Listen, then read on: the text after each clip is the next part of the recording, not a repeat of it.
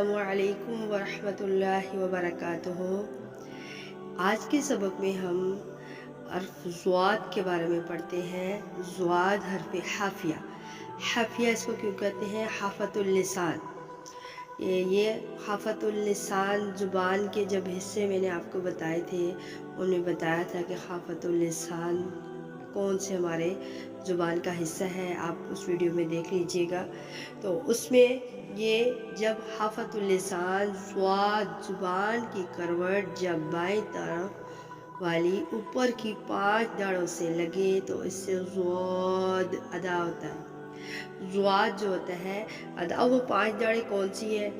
हमारे जो दांतों के नाम पड़े थे उसमें सनाया, ऊपर वाले सनाया उलिया, और उसके साथ जो है रुबाई, फिर अनियाब थे। उसके बाद आगे धड़ें शुरू होती हैं, एक ज़वाहिक और 3 तवाखिन और 1 नवाजिस। तो ये हो गए हमारे पास 5 दाढ़ें। ज़वाहिक 1, तवाखिन के 3 और नवाजिस का 1। तो ये 5 दाढ़ें। ये इन 5 दाढ़ों से जब लगती है ज़ुबान की करवट तो उससे ज़्वाद अदा होता है। इसका मखरज जब मखरज से देखा जाए तो उसमें ज़्वाद ही होता है।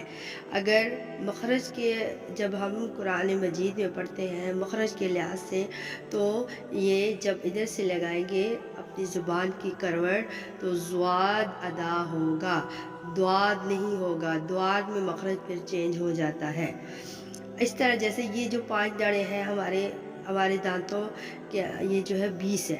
5 एक साइड, 5 दूसरी साइड, 5 नीचे, ऐसे ही लेफ़्ट राइट। ये 20 है। यहाँ पर बात 5 की हो रही है जिससे ज़्वाद अदा होता है। जैसे गैरिल मग़ज़ूबि अलैहिम वलज़्ज़ाल्लीन।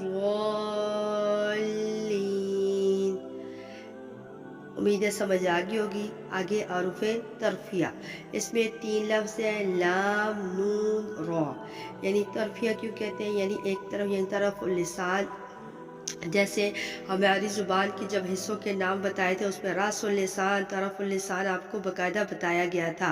तो यानी तरफ़ुल लिसान ये ज़ुबान की करवट से आखिर तक का हिस्सा, जब ऊपर एक दाढ़, ठीक है, एक दाढ़ और दांतों के मसूड़ों से, एक दाढ़ वो कौन सी इस्तेमाल होगी? ज़वाहिक, ठीक है, एक दाढ़ कौन सी?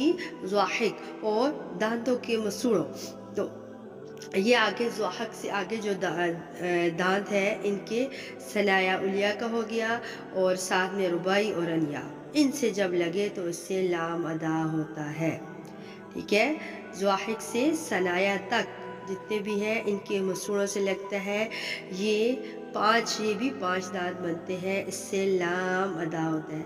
जैसे आप अदा करके देखिए, अल्हम्दु अल अल अल्लाहु अल्लाहु।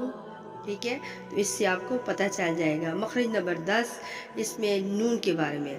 अब जो है नून का ये इस तरह हो गया कि उसमें जो है जो लाम था उसमें हमारी एक दाढ़ और मसूड़े, दांतों के मसूड़े इस्तेमाल हुए थे, लेकिन इसमें दाढ़ नहीं होगी, ऊपर वाले 3 दांतों के मसूड़े लगेंगे। दाढ़ कम कर देंगे और इसमें बाकी दांतों के मसूड़े लगेंगे। जैसे नून नून, अन अन। क्योंकि हमें जब किसी लफ्ज़ का मखरज मालूम करना होता है ना, हम उसके साथ हमज़ा मुतहरक लगा देते हैं और उस लफ्ज़ को साकिन कर देते हैं, तो हमें उसका मखरज आसानी से मालूम हो जाता है। इसी तरह अन, ये नून साकिन, अन्ना अन्ना, ये नून मुशद्दद वाली मिसाल होगी। तो इसमें अच्छे से पता चल जाता है कि लाम का मखरज कौन सा है। आगे मखरज नंबर 11 जो है वो रॉ है। रॉ रा जो है ये मोटे हरूफ में से नहीं है, मुस्तालिया में से नहीं है, ये शुबह मुस्तालिया है। यानी इसका मतलब ये है कि कभी ये मोटा पड़ा जाता है, कभी बारीक, कभी तफ़ख़ीम होता है, कभी तरक़ीक़ होता है।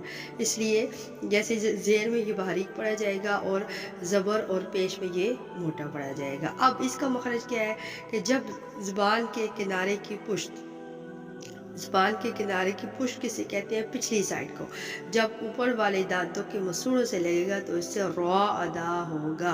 रॉ, अर्रहमान रो और एर, अब देखिए ज़ेर में बारीक हो गया और पेश में मोटा हो गया। इसी तरह ये जितनी भी मिसालें आप कुरान में पढ़ोगे तो आपको अंदाज़ा होगा कि वाकई में रा जब ज़बर आएगी तो उस सूरत में ये मोटी पड़ी जाएगी, जब ज़ेर आएगी तो बारीक आवाज़ आएगी और पेश में भी मोटी आवाज़ आएगी। इसी वजह से इसको शिबा मुस्तालिया कहते हैं, कभी मोटी और कभी बारीक पड़ी जाती है। अब जब इसका मखरज आपने मालूम करना है तो देख लीजिएगा कि साकिन कर दें इसको और तो आपके ज़ुबान के किनारे की पुश कहाँ लग रही है, ऊपर वाले 3 दांतों के मसूड़ों से। उम्मीद है आपको समझ आ गई होगी।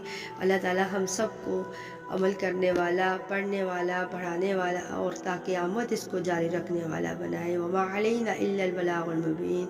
अस्सलामु अलैकुम व रहमतुल्लाहि व बरकातुहू।